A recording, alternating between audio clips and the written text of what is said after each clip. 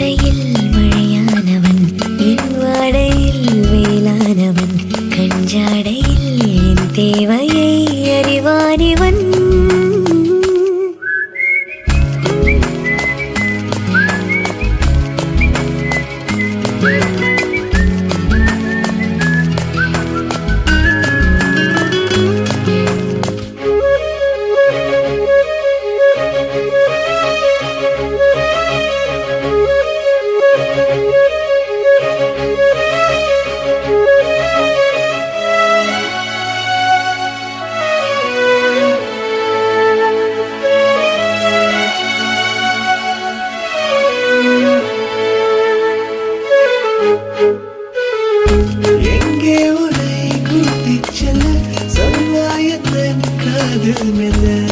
பெண்மையும் இழைப்பாரவே உன்மார்பிலே இடம் போதுமே, மெதுவாக இதயங்கள் இணைகிறதே, உன் கைவிரல் என் கைவிரல் கேட்கின்றதே.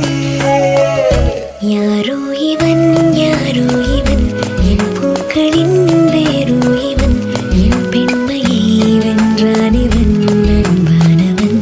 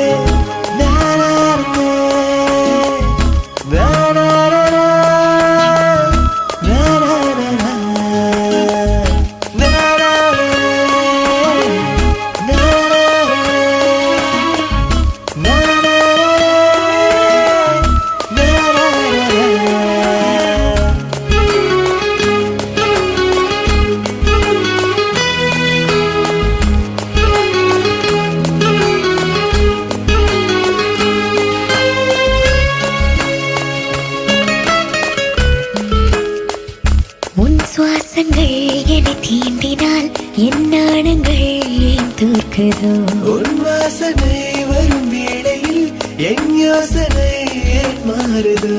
நதியினில் ஒரு இலை விழுகிறதே, அலைகளில் மிதந்தது தவழ்கிறதே, கரை சேருமா உன் கை சேருமா எதிர்காலமே.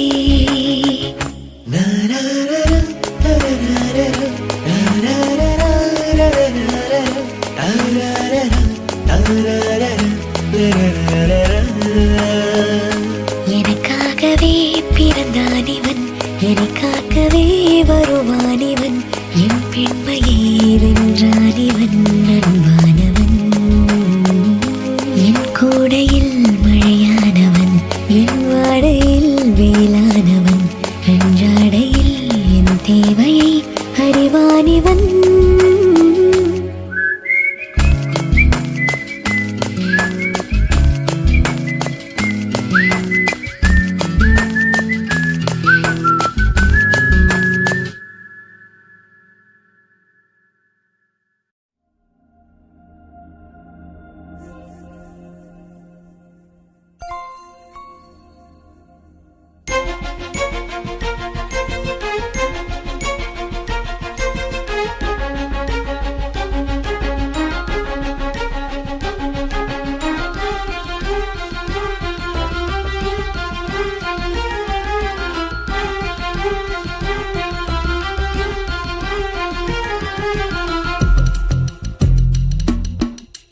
என்னாச்சு ஏதாச்சு ஏதேதோ ஆயாச்சு, காணாத கண்ணுக்குள்ள காதல் இப்போ கண்காட்சி.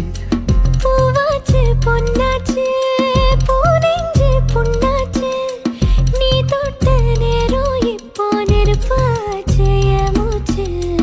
ஓ நினப்புல நான் வாட, என் உசுரில நீ தேட, மழை வெயிலென பார்க்க வேணாம் மயங்கிட வாடி மனசோட. நடையிறவல ஆளில்ல, துடி துடிக்கிறவாமில்ல, இதுவரை நான் பார்த்ததில்ல, இருட்டுக்குள்ள அடைவன் தொல்ல. கண்ணில் நீ வந்து கதை பேச, கனவில் உன்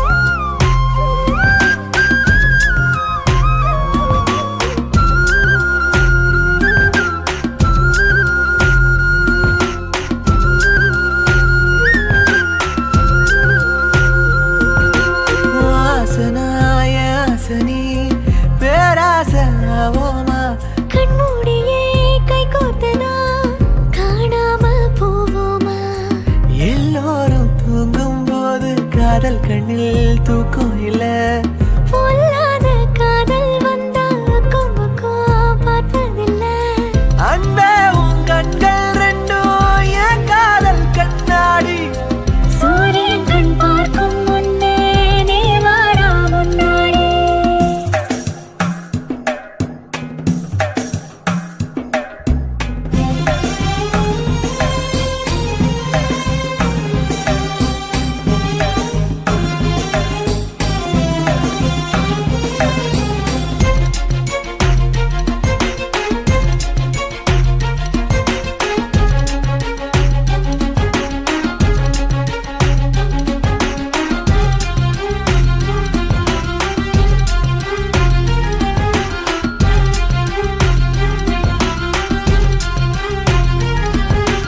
என்னோடு நீ உன்னோடு நான் வேறென்ன சந்தேகம் கையோடு வா பின்னிக் கொள்ள நீதாண்டா சந்தோஷம் நம்மோடு யாரும் இல்ல வெக்கம் என்ன வெக்கம் என்ன என்னோடு நானே இல்லை என்ன பண்ண பாவாட ராட்டினம் போல நீ என்ன சுத்தாத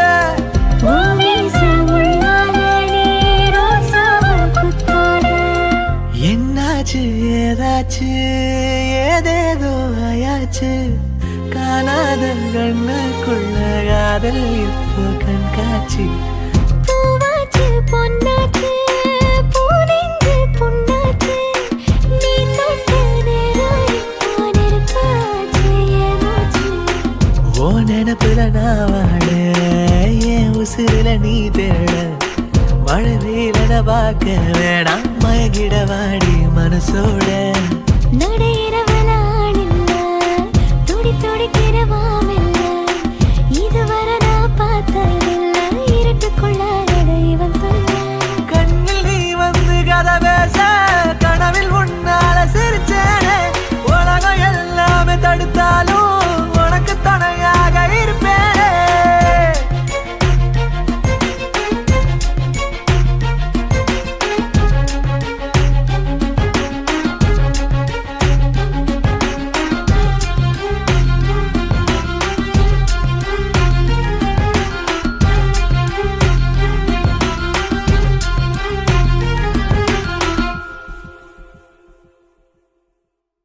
நீ என்பதே நான் தானடி நான் என்பதே நாம் தானடி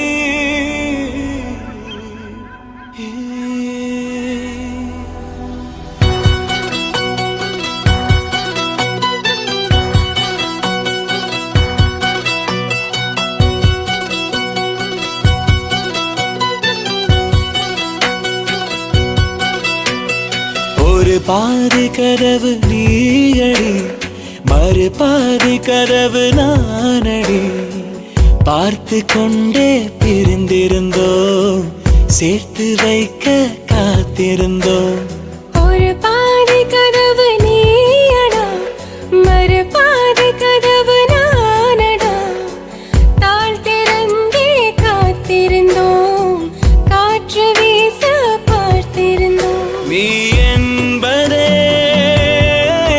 நான் தானடி நான் என்பதே நாம் தானடி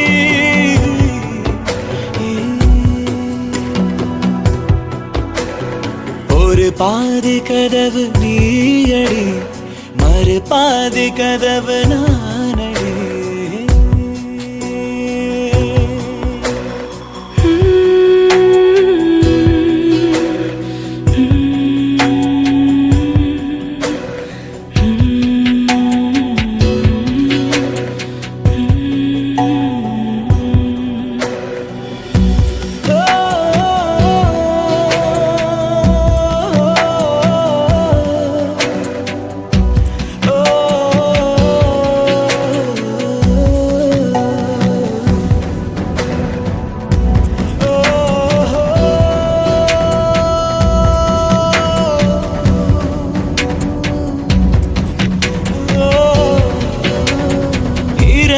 வரும் திருட்டு பயம் கதவுகளை சேர்த்துவிடும். கதவுகளை திருடிவிடும் அதிசயத்தை காதல் செய்யும். இரண்டும் கை கோர்த்து சேர்ந்தது, இடையில் பொய் பூட்டு போனது. வாசல் தள்ளாடுதே, திண்டாடுதே, கொண்டாடுதே.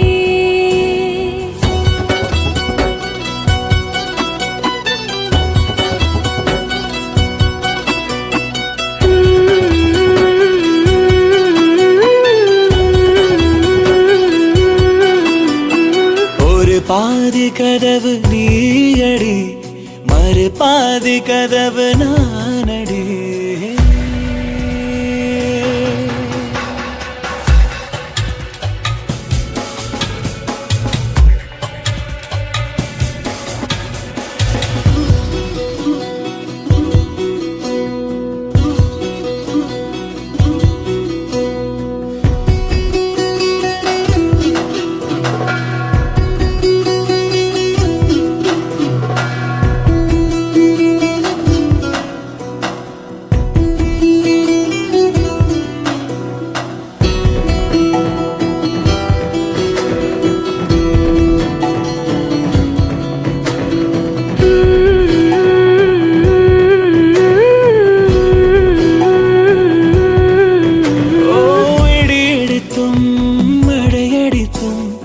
அசையாமல் நின்றிருந்தோம்.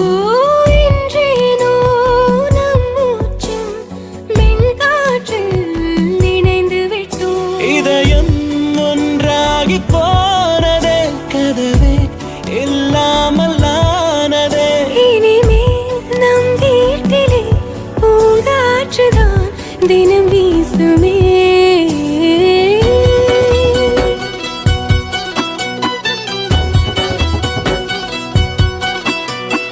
ஒரு பாதி கதவு நீயடி, மறு பாதி கதவு நானடி.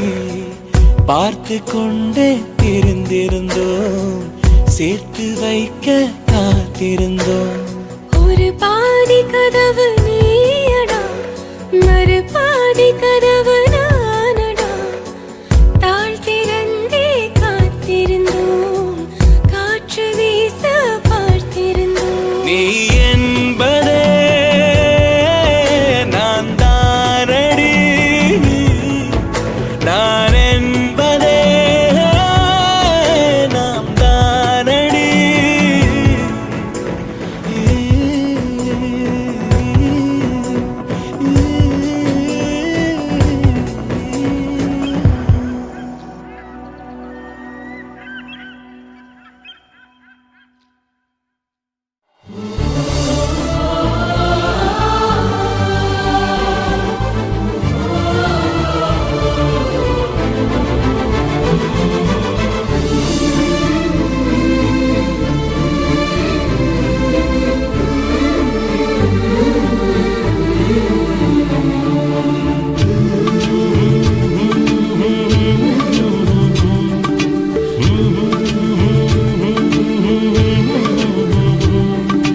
துளசி செடிய அரளி பூவு தூரமாதா பார்க்கணும்.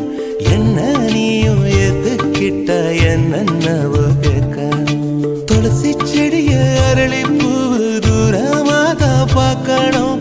என்ன நீயும் எதுக்கிட்ட என்னவோ கேட்கணும். பட்ட பகல் விட்ட வெயில் நம்ம இப்ப சேர்க்கணும். நாள நாள ஒன்னப்பில் நானும் ரொம்ப வைக்கணும். என் உசிரே நீ உதிராம நான் பிடிப்பேன்.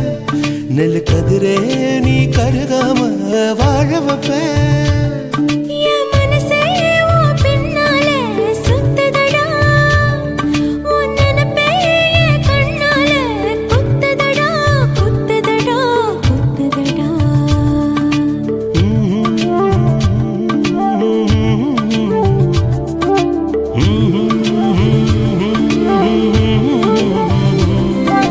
துளசி செடிய அரளி பூவு தூரமாதா பார்க்கணும். என்ன நீயும் எதுக்கிட்ட என்ன நம்ப கேட்கணும்.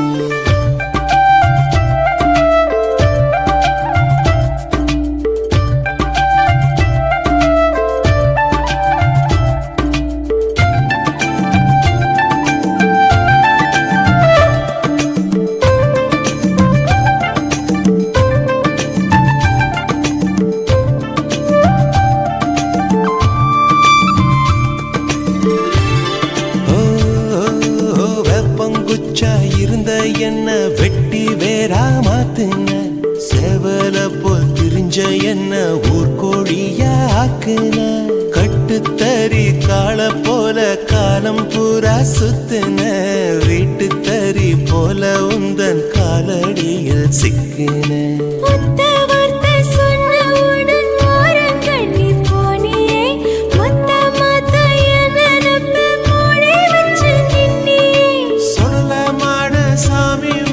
சத்தியமா சொல்லுற ஓ மனசு காயப்பட கூடாதுன்னு தள்ளு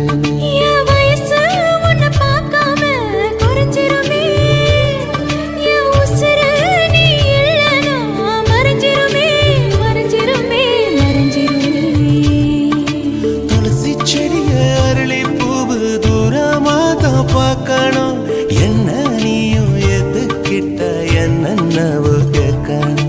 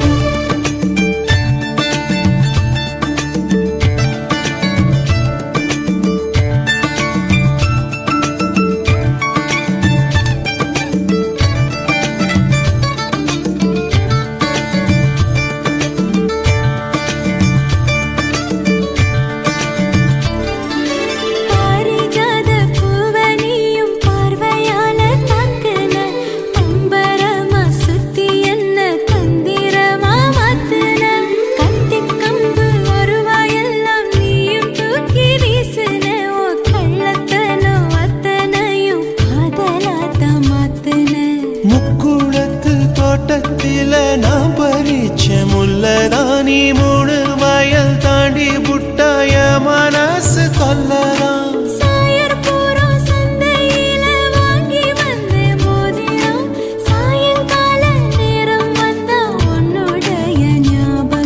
என் உயிரே உன ஒரு நாளும் மறக்கலையே இளம் பயிரே உன ஒரு நாளும் வெறுக்கலையே வெறுக்கலையே வெறுக்கலையே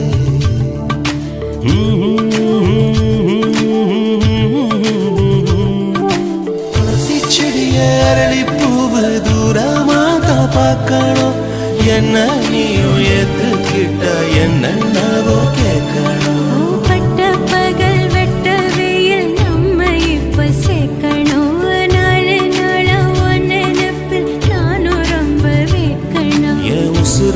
நீ உதிராம நான் பிடிப்பேன் நெல்லு கதிரே நீ கருகாம வாழ வைப்பேன்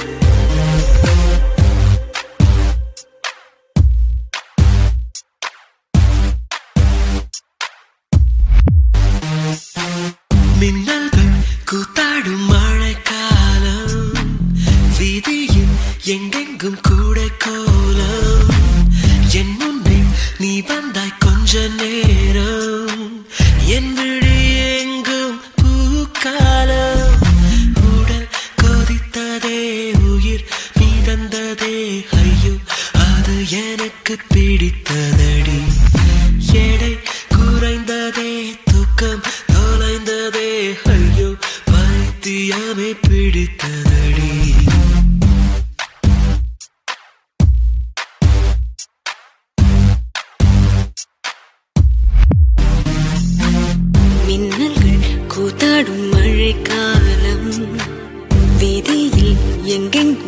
கூடை கோலம் என் முன்னே நீ வந்தாய் கொஞ்ச நேரம் என் விழி எங்கும் பூக்காலம் உடல் கொதித்ததே உயிர் மிதந்ததே ஐயோ அது எனக்கு பிடித்ததடா எடை குறைந்ததே தூக்கம் தொலைந்ததே ஐயோ பைத்தியமே பிடித்ததடி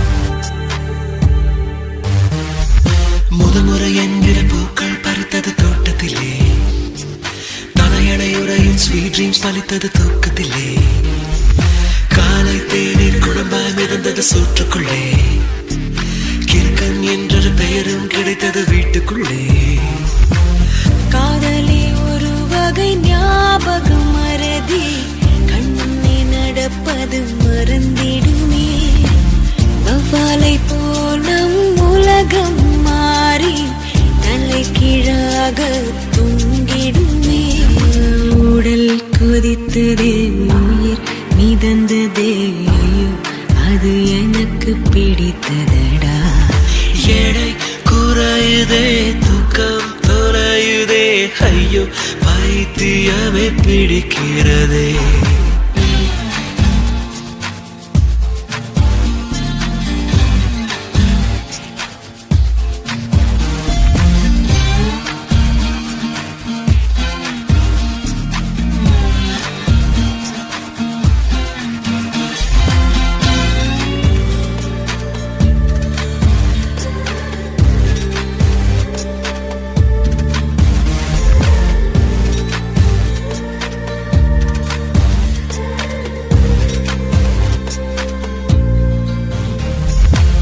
பேர் கேட்டால் உன் பேர் சொன்னேன் பதட்டத்திலே பக்கத்து வீட்டில் கோலம் போட்டேன் குழப்பத்திலே காதல் கவிதை வாங்கி படுத்தேன் கிறக்கத்திலே ஓ குட்டி பூனைக்கு முத்தம் கொடுத்தேன் மயக்கத்திலே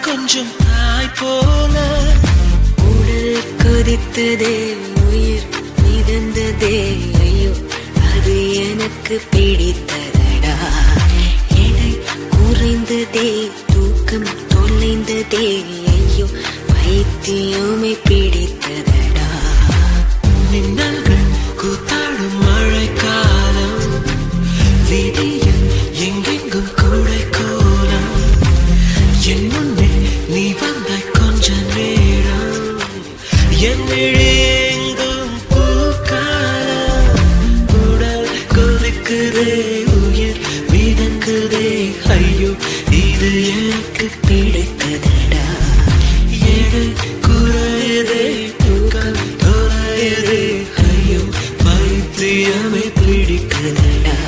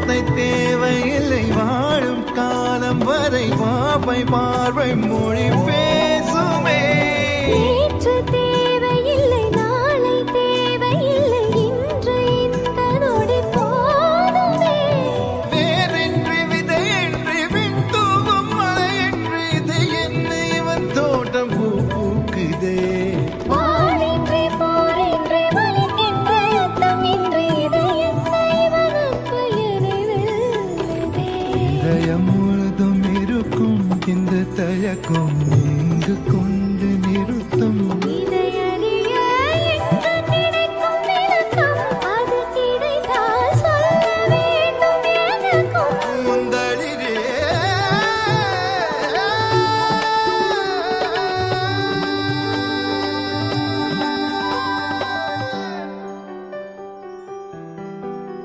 Oh, where would I be without this joy inside of me? It makes me want to come alive. It makes me want to fly into the sky.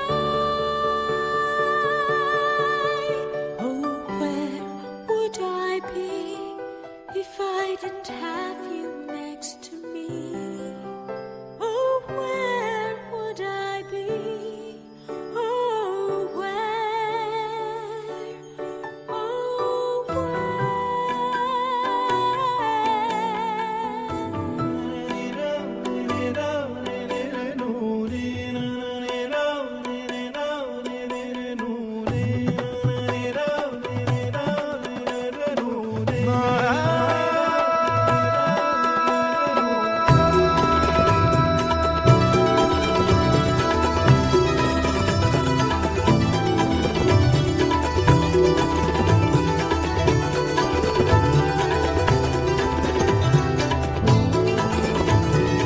எந்த மேகம் இது எந்த வாசல் வந்து எங்கும் ஈரமழை தூவுதே என்ன உறவு இது எதுவும் புரியவில்லை என்ற போதும் இது நீளமே யார் என்று அறியாமல் பேர் கூட தெரியாமல் இவனோடு ஒரு சொந்தம் உருவானதே ஏனென்று கேட்காமல் தடுத்தாலும் நிற்காமல் இவன் போகும் வழி எங்கும் மனம் போகுதே பாதை முடிந்த பிறகும் இந்த உலகில் பயணம் முடிவதில்லையே ஆற்றில் பறந்தே பறவை மறைந்த பிறகும் கிளை தொடங்கும் நடனம் முடிவதில்லையே இது எதுவா?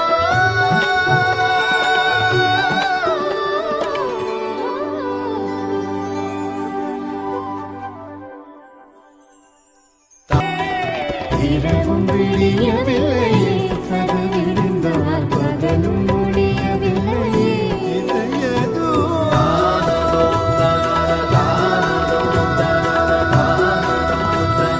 ஆ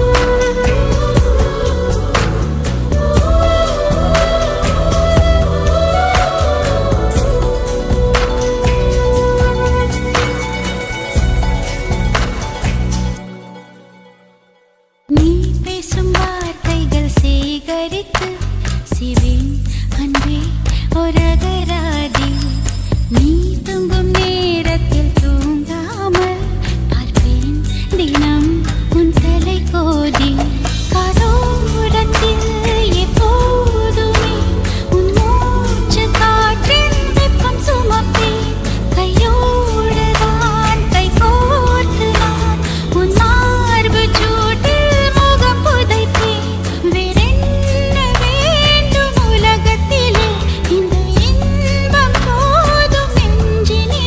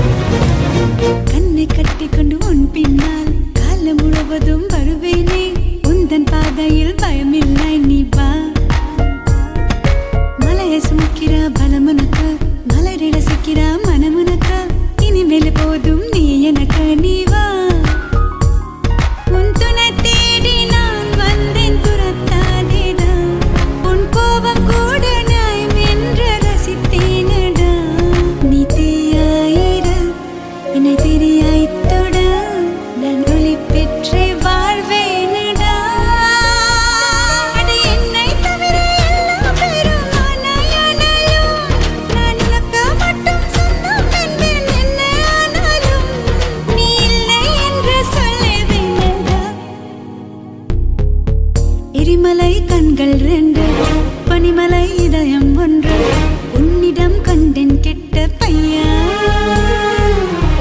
பூமியில் அமலை என்று உன்னைதான் சொல்வேன் என்று வேறென்ன சொல்ல கெட்ட பையா. உன்னாலே அச்சமின்றி நான் வாழறேன், உன்கிட்ட அச்சப்பட்ட சாகரேன்.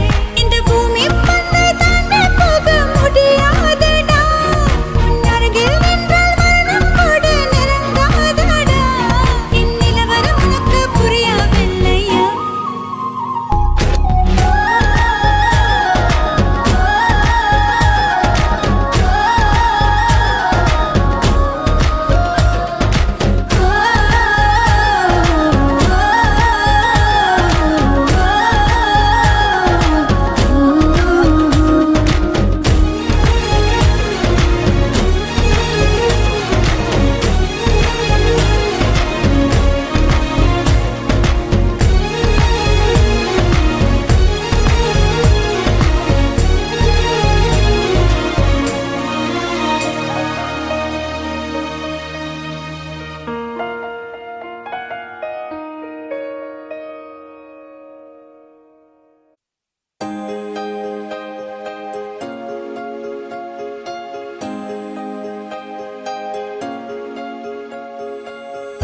விழிகளில் ஒரு வானவில் இமைகளை தொட்டு பேசுதே, இது என்ன புது வானிலை? மழை வெயில் தரும். உன்னிடம் பார்க்கிறேன், நான் பார்க்கிறேன் என் தாய் முகம் அன்பே. உன்னிடம் தோற்கிறேன், நான் தோற்கிறேன் என்னாகுமோ இங்கே? முதன் முதலாய் மயங்குகிறேன்.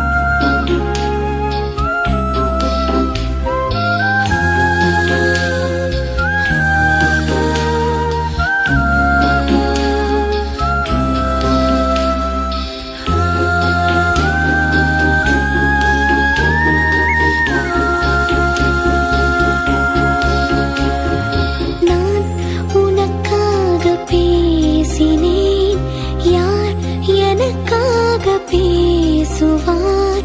மௌனமாய் நான் பேசினேன், கைகளில் மை பூசினேன். நீ வந்த கனவெங்கே காற்றில் கை வீசினேன். அன்பென்னும் பூண்டிலே நீ வீசினான், மீனாகிறேன் அன்பே. உன்பதானடா இப்போது நான் பெண்ணாகிறேன் இங்கே. தயக்கங்களா திணறுகிறேன். நில்லென்று சொன்ன போதிலும் நில்லாமல் நெஞ்சம் ஓடுதே. இதோ எங்கள் வழி.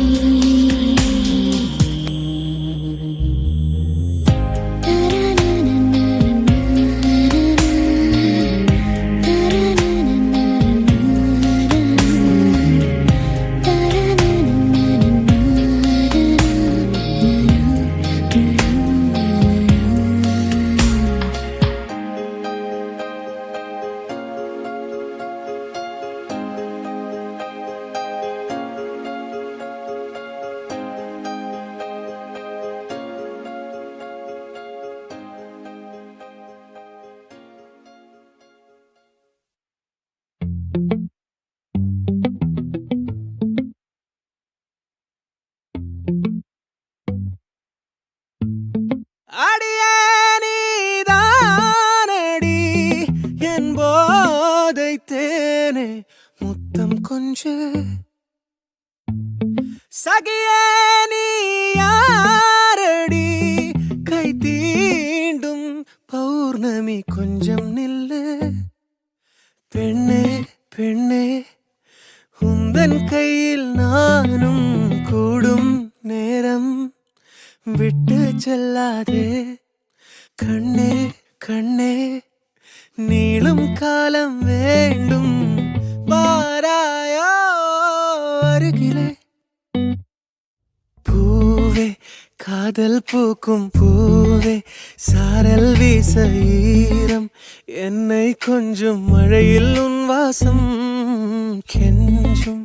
நெஞ்சம் உன்னை கெஞ்சும், புலரும் காலை வேண்டாம், இரவின் குளிரே என்னை கொல்லாதே.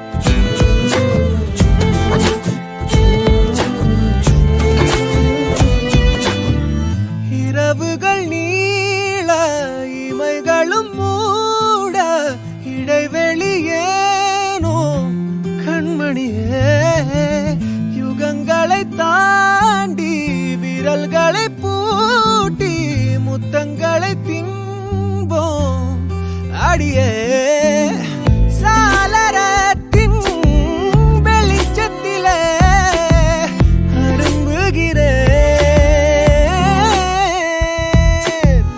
மெய்க்கடலில் அலைகளிலே சுழலுதே கவிழுதே மனமதுவே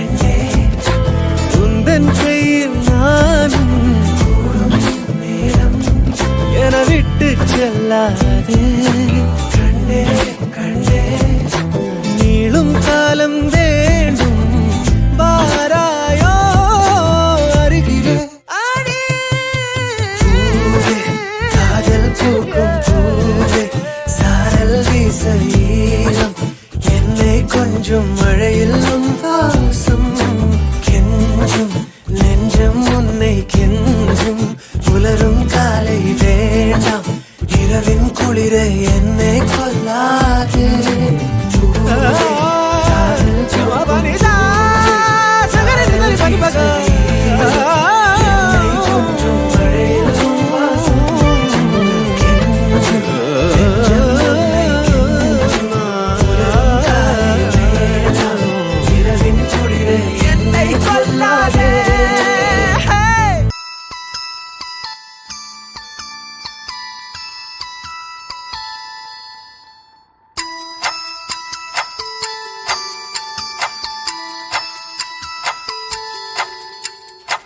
கதைகளை பேசும் விழி அருகே எதை நான் பேச என் உயிரே காதல் சுடுதே காய்ச்சல் வருதே ஓ கதைகளை பேசும் விழி அருகே எதை நான் பேச என் உயிரே காதல் சுடுதே காய்ச்சல் வருதே ஓ என்னை கேளாமல் எதுவும் சொல்லாமல் கால்கள் எங்கேயோ மிதக்கிறது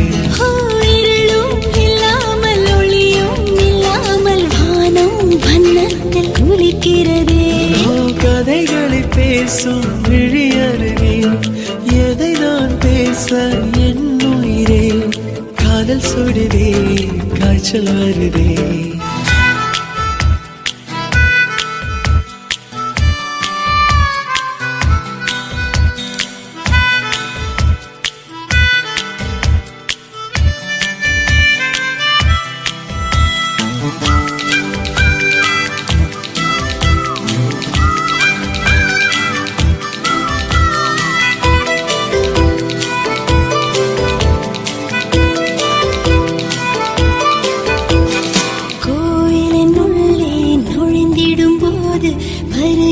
வாசனை நீ அல்லவா உன்னுடன் வாடும் ஒவ்வொரு நொடியும் சர்க்கரை தடவிய நொடி அல்லவா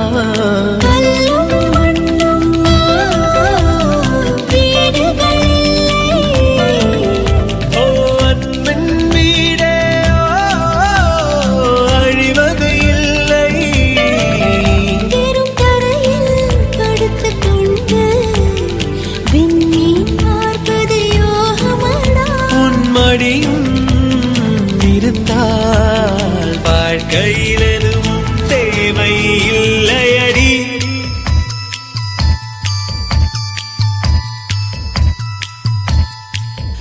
ஓ கதைகளை பேசும் விழி அருகே எதை நான் பேச என் உயிரே காதல் சுடுதே காய்ச்சல் வருதே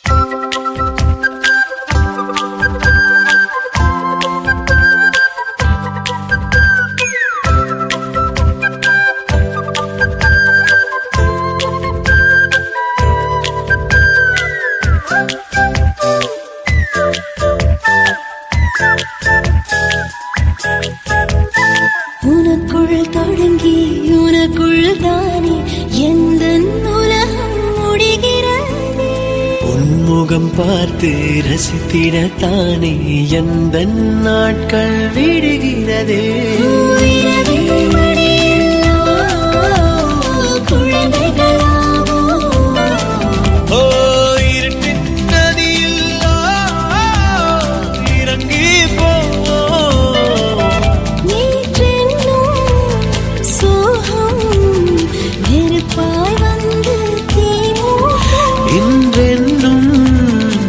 மழையில் அத்தனை நெருப்பும் பூக்கள் நீட்டுமே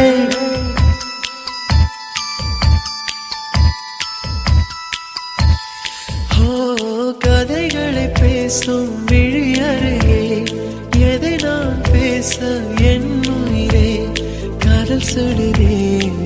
காய்ச்சல் வருதே. ஓ என்னை கேளாமல் எதுவும் சொல்லாமல் கால்கள் எங்கேயோ மிதக்கிறதே. ஓ இருளும் இல்லாமல் ஒளியும் இல்லாமல் வானம் வண்ணத்தில் குளிக்கிறதே. ஓ என்னை கேளாமல் எதுவும் சொல்லாமல் கால்கள் எங்கேயோ மிதக்கிறதே. ஓ இருளும் இல்லாமல் ஒளியும் இல்லாமல் வானம் வண்ணத்தில் குளிக்கிறதே.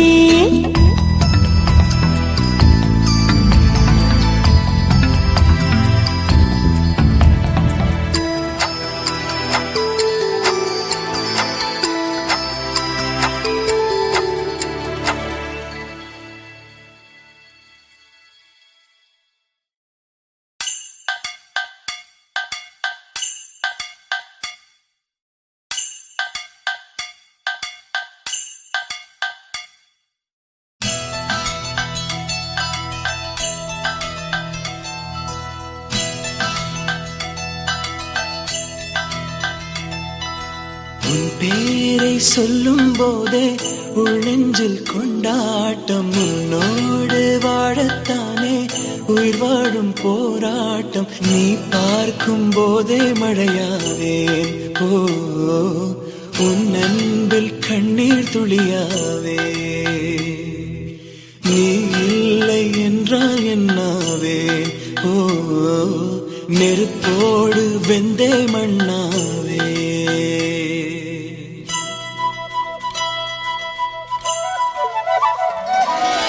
உன் பேரை சொல்லும் போதே உள் நெஞ்சில் கொண்டாட்டம். உன்னோடு வாழத்தானே உயிர் வாழும் போராட்டம். நீ இல்லை என்றால் என்னவே. ஓ நெருப்போடு வெந்தே மண்ணாவே.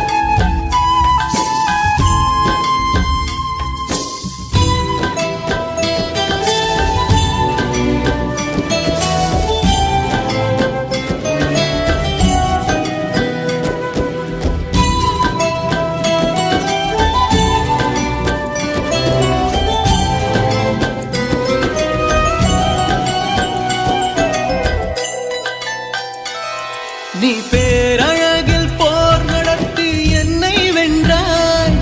கண் பார்க்கும் போது பார்வையாலே கடத்தி சென்றாய். நான் பெண்ணாக பிறந்ததற்கு அர்த்தம் சொன்னாய். முன்னறியாத வெட்கங்கள் நீயே தந்தாய். என் உலகம் தனிமை காடு. நீ வந்தாய் பூக்களோடு. இனி தொடரும் கனவுகளோடு. பெண்ணே பெண்ணே நீ இல்லை என்றால் என்னவே. ஓ நெருப்போடு வெந்தே மண்ணாவே. உன் பேரை சொல்லும் போதே உள் நெஞ்சில் கொண்டாட்டம். உன்னோடு வாழத்தானே உயிர் வாழும் போராட்டம். நீ பார்க்கும் போதே மழையாவே. உன் அன்பில் கண்ணீர் துளியாவே. நீ இல்லை என்றால் என்னவே. நெருப்போடு வெந்தே மண்ணாவே.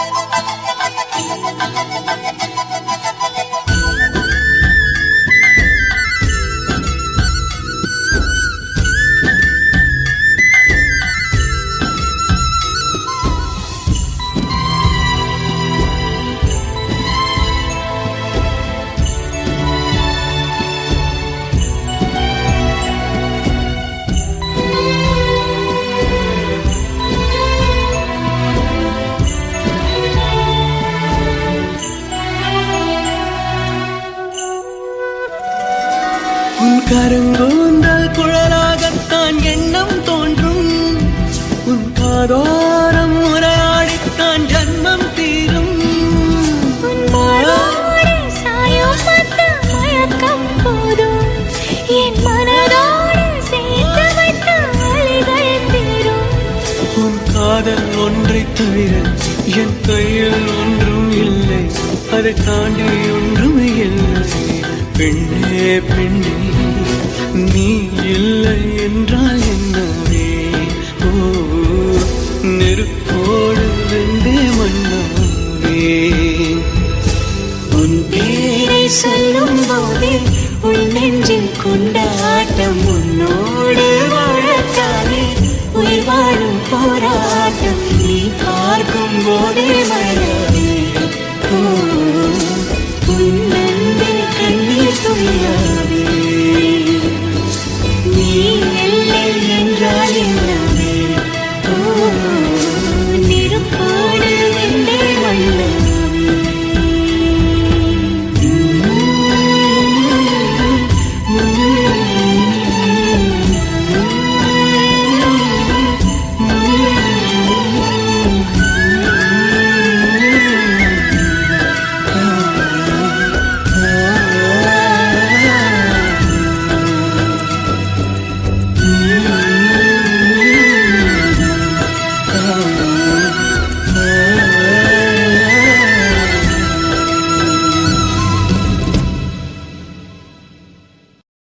ஆயிரம் ஆண்டுகளுக்கு முன்பு இந்த பனிக்கோவில் உலகின் வடக்கு எல்லையை பாதுகாத்தது என்று பனி அரசி கூறினாள்.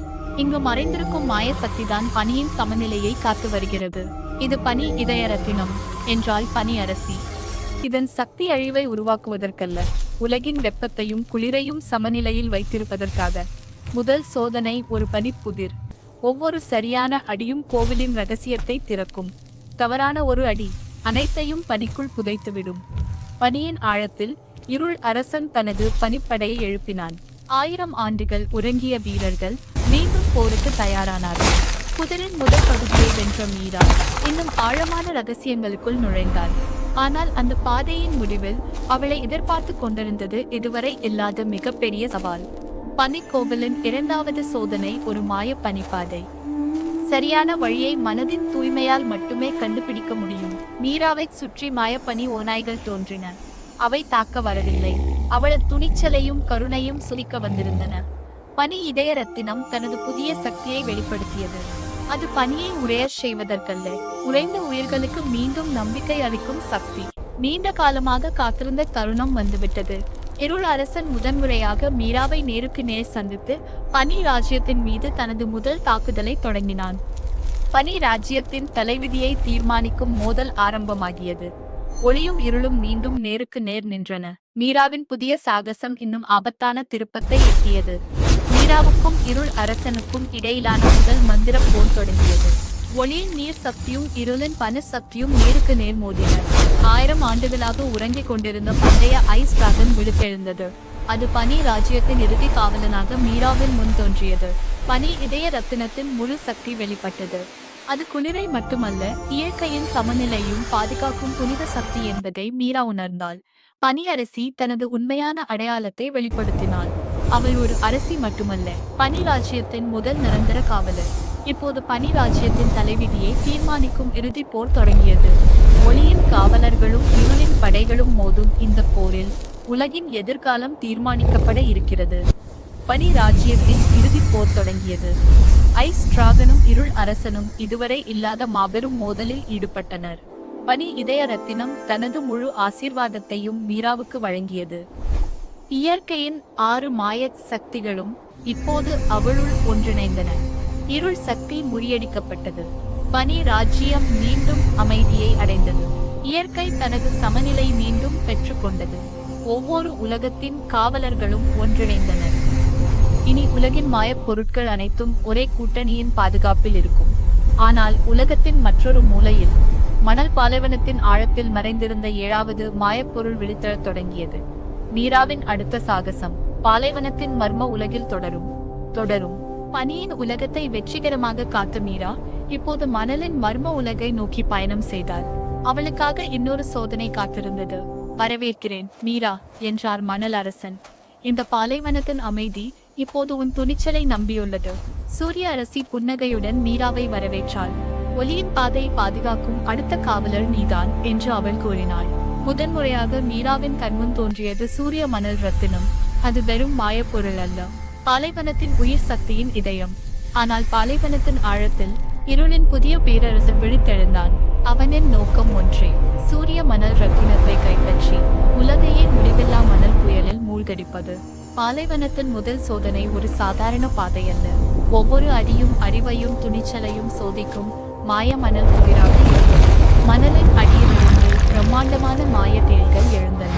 அவை எதிரிகள் அல்ல, பாலைவனத்தின் புனித காவல்கள். சூரிய மணல் ரத்தினம் தனது முதல் சக்தியை வெளிப்படுத்தியது. அது ஒளியை ஒரு பாதுகாப்பு கவசமாக மாற்றி மீராவை சுற்றி பிரகாசமான அரணை உருவாக்கியது.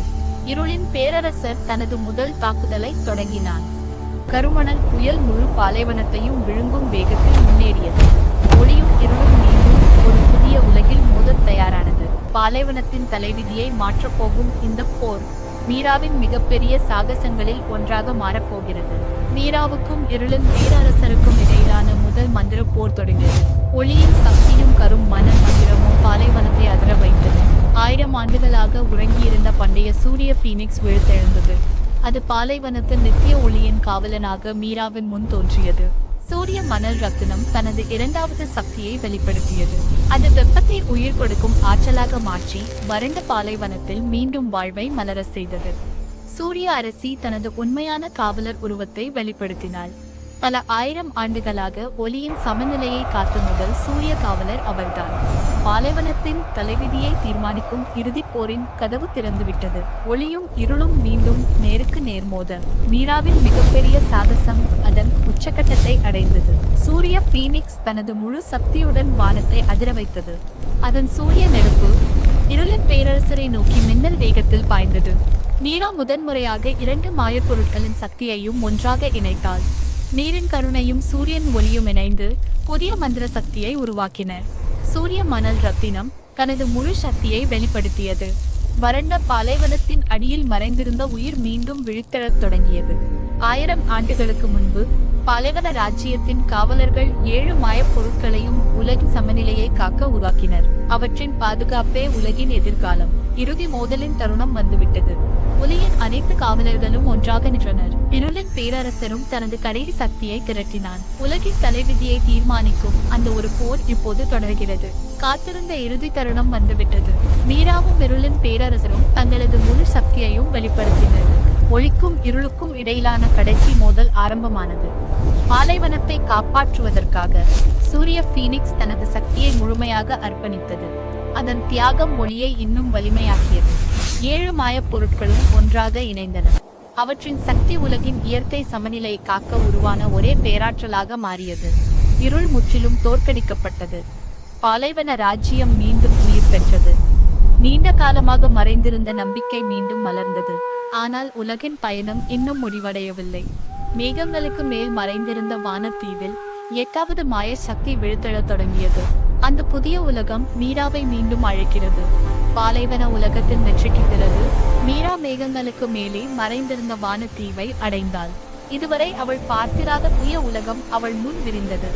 வருக மீரா என்று பண்டைய வான காவலர்கள் ஒரே குரலில் கூறினர். வானுலகின் சமநிலையை காக்கும் புதிய சோதனை இப்போது தொடங்குகிறது. வான ஒளி முத்து முதன்முறையாக மீராவின் கண்முன் தோன்றியது. அது வானத்தையும் ஒளியையும் சமநிலையில் வைத்திருக்கும் புனிதமாய பொருள். ஆனால் கருமேகங்களின் ஆழத்தில் புயல்களின் இருள் அரசன் விழித்தெழுந்தான். அவனின் நோக்கம் வான ஒளி முத்தை கைப்பற்றி உலகம் முழுவதையும் முடிவில்லா புயலில் மூழ்கடிப்பது. மீண்டும் ஒரு புதிய உலகம், மீண்டும் ஒரு புதிய சோதனை. வானுலகின் தலைவியை காக்கும் பொறுப்பு இப்போது மீராவின் கைகளில் இருந்தது. அவளின் மிகப்பெரிய சாகசம் இப்போதுதான் ஆரம்பமாகிறது. வானத்தீவின் முதல் சோதனை தைரியத்தை விட நம்பிக்கையை சோதித்தது. ஒவ்வொரு அடியும் அவளது மன உறுதியை பரிசோதித்தது. பண்டைய வான கழுகுகள் மீராவை சுற்றி வட்டமிட்டன. அவை எதிரிகள் அல்ல, உண்மையான காவலரை அறியும் வானுலகின் புனித சோதனையாளர்கள். வான ஒளி முத்து தனது முதல் சக்தியை வெளிப்படுத்தியது. அது மீராவுக்கு வானத்தில் சுதந்திரமாக பறக்கும் ஒளி இறக்கைகளை அருளியது. புயல் அரசன் தனது முதல் மின்னல் தாக்குதலை நடத்தினான். வானமே இருளால் மூடப்பட்டு மாபெரும் சூறாவளி வானுலகை நோக்கி பாய்ந்தது. வானுலகின் அமைதி மீண்டும் ஆபத்தில் இருந்தது. ஆனால் இம்முறை மீரா தனியாக இல்லை. வான காவலர்களும் பண்டைய கழுகுகளும் அவளுடன் நின்றனர். உண்மையான போர் இப்போது தொடங்குகிறது. வானத்தின் நடுவே முதல் மந்திர போர் வெடித்தது. ஒலியின் சக்தியும் மின்னலின் கோபமும் மோதிய அந்த தருணத்தில் மேகங்களே நடுங்கின. 1000 ஆண்டுகளாக உறங்கியிருந்த பண்டைய வான டிராகன் விழித்தெழுந்தது. அது வானுலகின் நித்திய காவலனாக மீராவுக்கு துணையாக வந்தது. வான ஒலி முத்து தனது 2வது சக்தியை வெளிப்படுத்தியது. அதன் ஒலி புயலை அமைதிப்படுத்தி வானுலகை பாதுகாக்கும் தெய்வீக கவசமாக மாறியது. வான காவலர்களின் தலைவர் தனது உண்மையான அடையாளத்தை வெளிப்படுத்தினார். அவர் சாதாரண காவலர் அல்ல, வானுலகின் முதல் நிரந்தர ஒலி காவலர். வானுலகின் தலைவிதியை தீர்மானிக்கும் இறுதி போர் இப்போது தொடங்கியது. ஒலியின் காவலர்களும் புயலின் இருள் படைகளும் நேருக்கு நேர் மோத தயாரானார்கள். வான டிராகனும் புயல் அரசனும் நேருக்கு நேர் மோதினர். ஒலியின் வான சக்தியும் இருளின் மின்னல் சக்தியும் வானுலகையே அதிர வைத்தன.